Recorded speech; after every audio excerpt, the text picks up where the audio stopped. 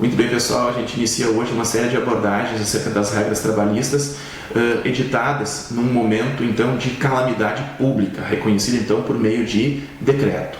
Como todos sabem, estamos vivendo um momento de isolamento social, de resguardo em nossas respectivas casas, não todos, evidentemente, porque existem atividades essenciais que precisam estar funcionando, mas muitas atividades, muitos empresários, muitas empresas, muitos trabalhadores estão passando por esse período, então, de isolamento social, de resguardo.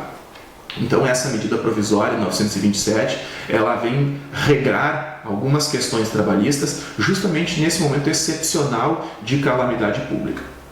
Então, o nosso objetivo aqui não é tecer comentários positivos, negativos, exaltar, criticar, não. O nosso objetivo aqui é informar, tentar elucidar o que essa medida provisória prevê, até para que trabalhadores e empregadores possam decidir e possam saber o que de fato está acontecendo dentro do mercado de trabalho. O nosso primeiro ponto de abordagem vai ser justamente a questão relativa às férias, haja vista que a medida provisória 927, ela trouxe a possibilidade de antecipação de férias, de suspensão de férias, de retardar o pagamento, por exemplo, do terço de férias, enfim, traz alguns regramentos específicos para esse momento tão excepcional pelo qual o nosso país passa. Então, a primeira coisa que a gente deve entender é que essa medida provisória ela se refere a um período específico, ou seja, ela vai ter vigência durante o período de duração da calamidade pública pelo qual o nosso país passa. Então, enfim, o coronavírus alterou sensivelmente uma série de questões em toda a sociedade e justamente no mercado de trabalho isso não ia ser diferente. Então, são regras excepcionais justamente para um momento excepcional. Nós não temos aqui o objetivo de trazer uma abordagem final acerca da matéria, até porque a própria medida provisória 927 já é objeto de questionamentos no âmbito do Supremo Tribunal Federal, por meio das ações diretas de inconstitucionalidade, e também, ainda essa medida provisória vai passar pelo crivo do Legislativo, então pode sofrer menos, pode não ser aprovada. Então, o nosso objetivo aqui é trabalhar com o que nós temos colocado no dia de hoje. Então, nos reservamos também o direito de, assim que alguma coisa nova sair acerca do tema, a partir do viés judicial, a partir do viés legislativo, nós estaremos informando, estaremos abordando a questão a partir dessas situações. Então, acerca da antecipação das férias. A medida provisória, no seu artigo 6º, ela trouxe a possibilidade de o empregador estar antecipando as férias dos seus funcionários. Então, nesse momento de isolamento social, nesse momento de resguardo, em que as pessoas não podem trabalhar nas atividades consideradas não essenciais, é importante que a gente tenha algum mecanismo para lidar com toda esta situação. Então, uma das possibilidades aventadas pela medida provisória é justamente o de o empregador estar antecipando as férias dos seus funcionários. Caso o empregador opte por essa antecipação das férias, a comunicação deve ser feita ao empregado de forma formal, escrita ou por meio eletrônico, e ela deve ter uma antecedência mínima de 48 horas. Dentro dessa comunicação, o empregador também deverá especificar o período a ser gozado pelo empregado, ou seja, qual período de férias o empregado vai gozar a partir daquele momento. Tá? E uma outra questão importante é que este período de férias antecipadas, ele não pode ser inferior a 5 dias corridos. Então, o mínimo de dias corridos que o empregador pode antecipar de férias é de 5 dias. Ainda, então, em relação à antecipação de férias, o empregador poderá, então, conceder essas férias, mesmo que o período aquisitivo de 12 meses ainda não tenha decorrido. Então, isso vai ser bastante comum, haja vista que nós ainda estamos no mês de março, uma boa parte de trabalhadores gozou férias há pouco tempo.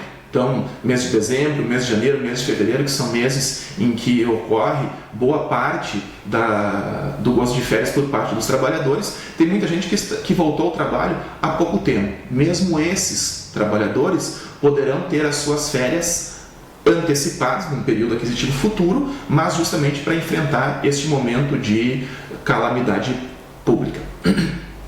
Outra questão que me parece importante é que empregado e empregador poderão negociar a antecipação de períodos futuros de férias, desde que isso seja feito por meio de um acordo individual escrito. Então, essa negociação de férias futuras não vai aceitar a forma verbal, ela precisa estar consolidada a partir de um documento escrito.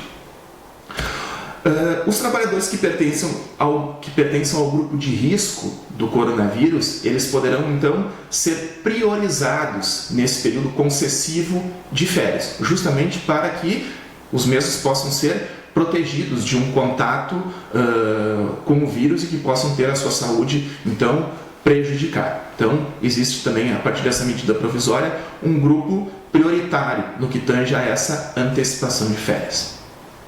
Outra questão importante a gente abordar é a que trata da suspensão de férias. Isso vem colocado, então, no artigo 7º da medida provisória.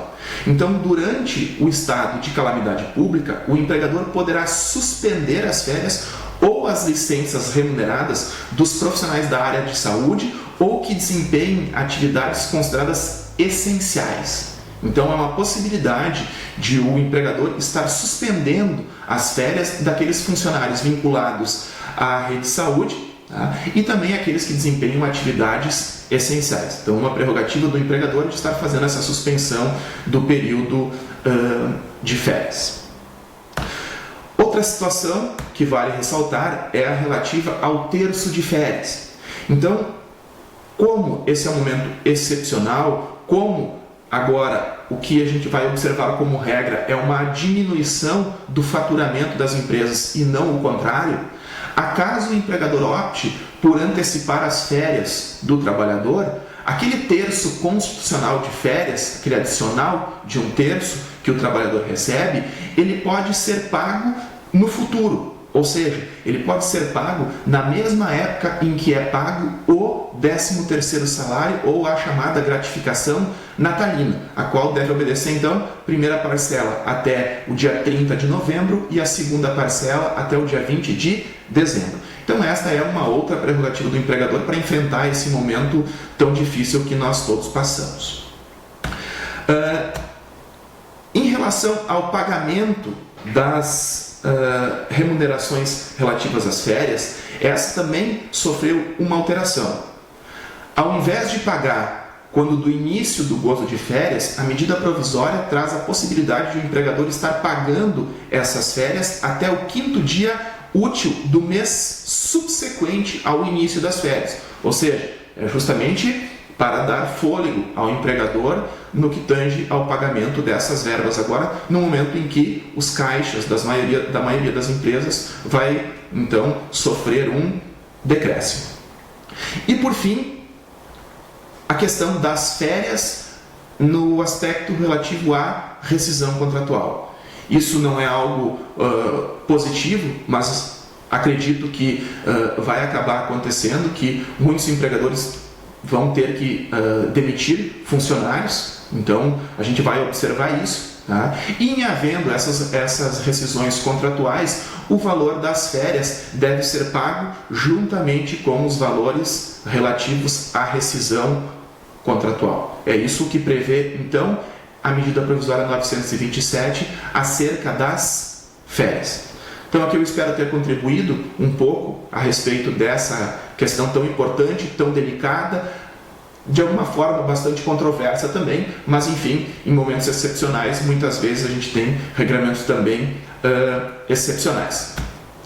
Quem quiser então nos acompanhar, quem quiser nos tirar alguma dúvida ou fazer algum contato, eu deixo aqui o meu e-mail, artejuridica1@gmail.com. Vocês podem também seguir o nosso canal no YouTube, o canal é Arte Jurídica, nos seguir no Instagram, arte.jur, e no Twitter, @artejurídica. Um abraço e até o próximo vídeo.